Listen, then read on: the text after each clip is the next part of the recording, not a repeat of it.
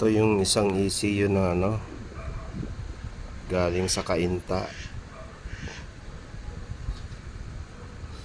So grabe mga sunog. Yan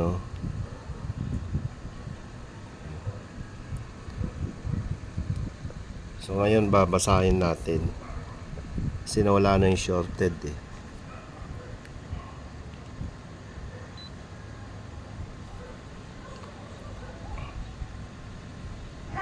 Ayun, binasa. So okay na to. Tapos na to.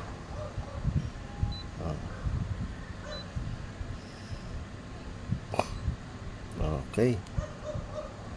Ayan. Talagang fault yan kasi hindi nakakabit sa auto.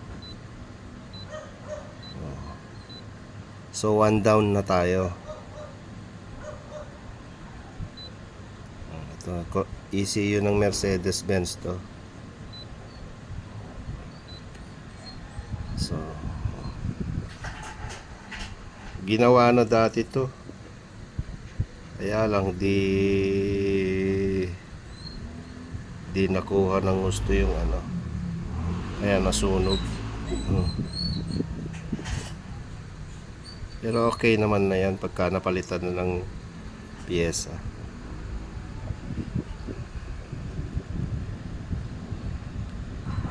Ayos. One down.